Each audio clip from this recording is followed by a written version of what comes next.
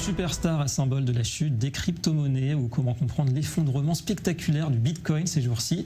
En 7 mois, il a perdu quasiment les 2/3 de sa valeur face à l'euro ou au dollar. On en parle ce soir avec un spécialiste, Auriel Ohayon. Bonsoir et merci à vous, PDG et fondateur de Zengo. Alors, quelques explications d'abord avec vous. Ça va mal pour pas mal de secteurs économiques ces temps-ci, mais encore plus pour le Bitcoin et pour les cryptos.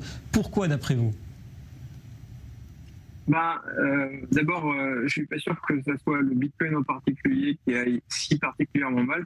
Quand on regarde les places de marché des bourses dans le monde et les actions de manière générale, c'est pas la joie. Il faut se rappeler qu'on est dans un contexte macroéconomique de récession grave qui a été déclenchée par une politique abusive des différents gouvernements dans le monde, d'impression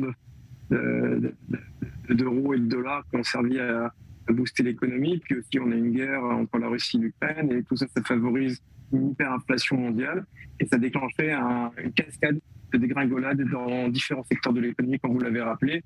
Si on prend des actions de phares comme Netflix ou Snap, ont dégringolé 90% ou 80% ou même parfois beaucoup plus.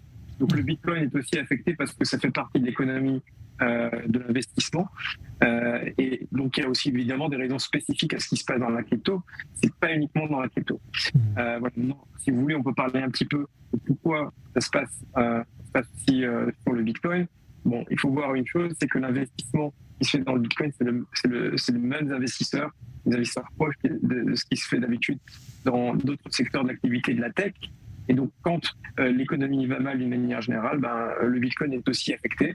Il se trouve qu'il y a aussi des événements spécifiques dans l'industrie de la crypto, des projets en particulier qui ont subi des dégringolades spectaculaires, comme le projet de Terra Luna, de stablecoin.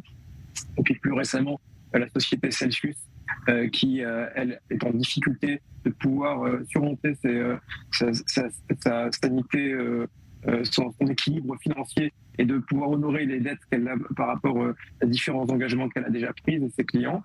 Et donc, tout ça accélère un petit peu les choses qui vont mal. Évidemment, on a déjà vu ça dans la crypto. C'est pas la première fois qu'il y a un cycle de crash spectaculaire. On s'en souvient, en 2017, le Bitcoin avait chuté de près de $20 000 à $3 000, et puis il est remonté quelques années plus tard à pratiquement $70 000. Donc c'est des choses qui sont habituelles et des choses auxquelles on est habitué. Bon, là, on est évidemment dans une phase de dégringolade. Effectivement, un cycle qui est brutal, et c'est vrai qu'il y a plusieurs crypto-monnaies qui ont été rayées de la carte récemment. En tout cas, le Bitcoin, symbole du risque. Quand vous voyez ce déchaînement contre le Bitcoin, ça date pas d'hier d'ailleurs, notamment les grandes banques centrales ou encore la Chine récemment, vous croyez encore à ces crypto-monnaies libres dans leur forme actuelle ?